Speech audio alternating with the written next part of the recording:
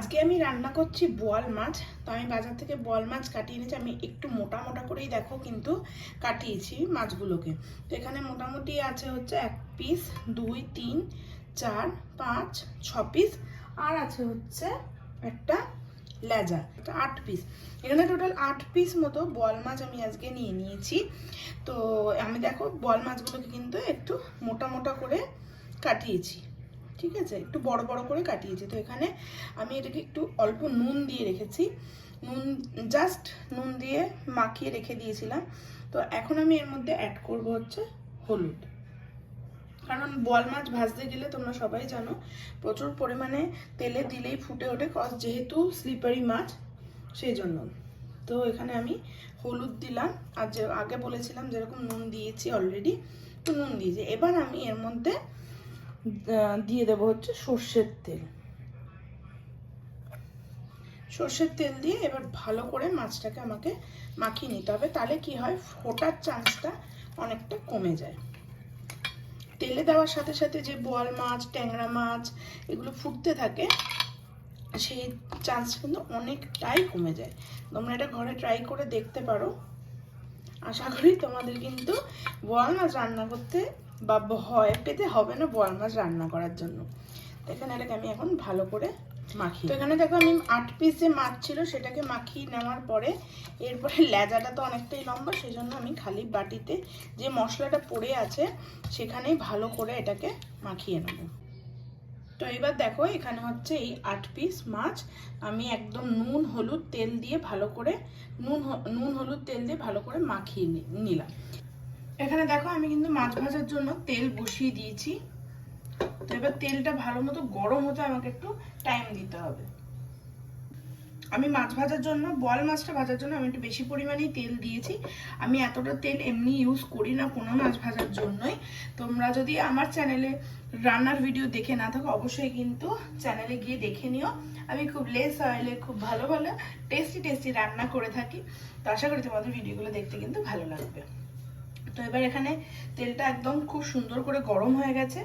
এবার এখানে আমি 1 পিস বা 2 পিস করে আমি মাছ দিয়ে ভাজবো। আমি কিন্তু পুরো কড়াই ভরে ভাজবো না, আর চেষ্টা করবে একটু ঢাকা ইউজ করার,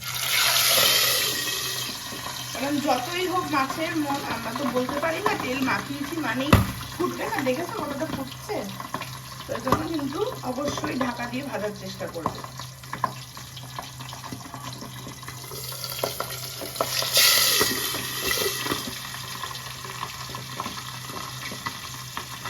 এবার দেখি মাছটা কি অবস্থা।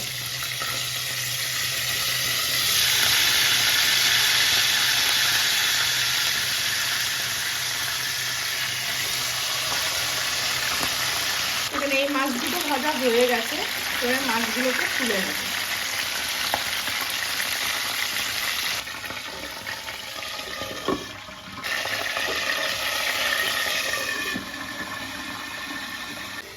তো এখানে আমি বাটা মশলার জন্য মাছের যে গ্রেভিটা হবে সেটার জন্য যে মশলাগুলো বেটে নেব সেগুলো আমি এখানে ইউজ করছি হচ্ছে। তার জন্য পেঁয়াজ 3টে মিডিয়াম না মানে ছোটো সাইজের দেখো এরকম 3টে পেঁয়াজ নিয়ে নিয়েছি।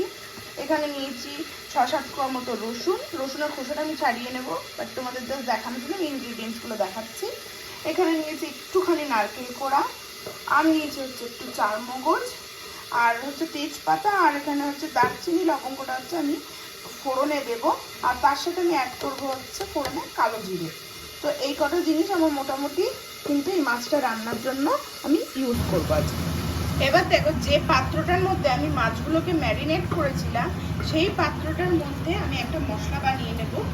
এখানে আমি অ্যাড করবো হচ্ছে একটুখানি হলুদ, দেন অ্যাড করবো যে বাড়িতে করে রাখা জিরে ধনের গুঁড়ো একসাথে, কাঠখোলা জিরে ধনে একসাথে ভেজে নিয়ে কিন্তু মা মশলাটা করে রাখে আমার বাড়িতে, কাশ্মীরি লঙ্কার গুঁড়ো, দেন অ্যাড করবো হচ্ছে শুকনো লঙ্কার গুঁড়ো।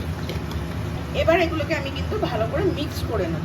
এটাই কিন্তু আমি কষানোর সময় মেনলি এই মশলাটাই ইউজ করবো। তোমরা এর মধ্যে ইচ্ছে করলে একটু কসুরি মেথি দিতে পারো, যদি কারো মাছের গন্ধ দিয়ে বা কোনো কিছুতে প্রবলেম হয় তাহলে কসুরি মেথিতে কিন্তু অনেক সময় মাছের কোনো গন্ধ যাদের পছন্দ নয় সেই গন্ধটাকে টেনে নেয়। এটাকে আমি এখন জাস্ট মিক্স করে রেখে দেবো। তো এখানে দেখো মাছ কিন্তু আমি ভেজে তুলে রেখে নিয়েছি। সবকটা মাছই আমি মোটামুটি লাল লাল করেই ভাজার চেষ্টা করে নিয়েছি, কিন্তু প্রচণ্ড ভয়ে ভয়ে মাছগুলো ভাজা হয়েছে। এবার যে তেলে মাছটা ভাজা ছিল সেই মাছ ভাজার তেলেই কিন্তু আমি তেলটাই কিন্তু আমি অ্যাকচুয়ালি ইউজ করবো।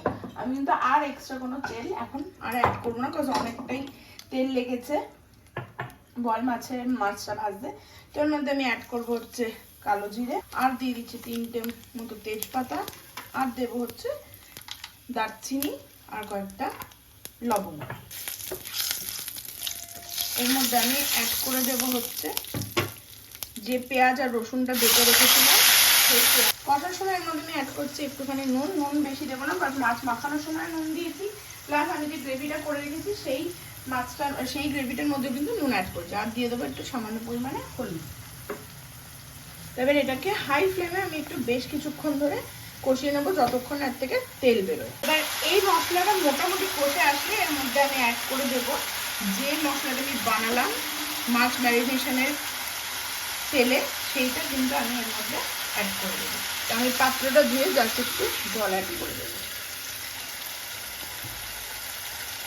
এটাকে এবার একটু ভালো করে কষিয়ে নেব।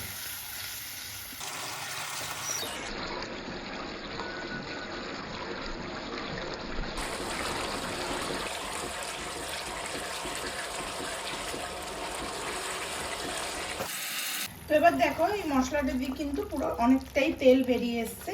আরো 2-4 মিনিট আমি একটু কষিয়ে নিয়ে তার মধ্যে আমি অ্যাড করবো হচ্ছে যে নারকেল কোড়াটা আর চারমগজ আমি একসাথে। এবার আমি এর মধ্যে অ্যাড করে দেবো এই যে চারমগজ আর নারকেল বাটাটা, যেটা আমি মিক্সিতে একসাথে বেটে রেখেছি সেটা।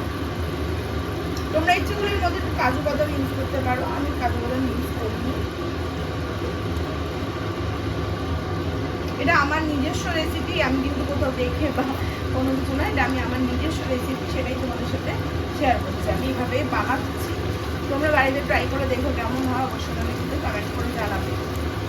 এটাকে এবার একটু কষার মতো টাইম দিতে হবে। আমি এখন গ্যাসটাকে একটু সিম করে দেবো, সিম করে একটু ঢাকা দিয়ে রাখবো। তো এবার এটা তেল যখন বেরিয়ে এসেছে এর মধ্যে আমি অ্যাড করে দেবো হচ্ছে জল। গ্রেভিটা কিন্তু খুব একটা মানে বেশি ঝোল ঝোল হবে না, মোটামুটি একটু গা মাখাই হবে। তো সেই অনুযায়ী আমি জল দেবো, আর অনেকগুলো মাছ আছে তো সেই হিসেবে আমাকে জলটা কিন্তু অ্যাড করতে হবে। এবার এটাকে একটু ফোটার জন্য ছেড়ে দেবো। এখানে দেখো এবার ঝোলটা কিন্তু ভালো মতো একদম ফুটে এসেছে। এবার এই সময় আমি এর মধ্যে মাছগুলো একে একে দিয়ে দেবো, তাতে কি হবে গ্রেভির যে টেস্ট বা মশলাটা সেটা কিন্তু মাছগুলোর মধ্যে একটু ঢুকতে দিতে হবে। এই জন্য আমি একে একে মাছগুলোকে এর মধ্যে ছেড়ে দেবো।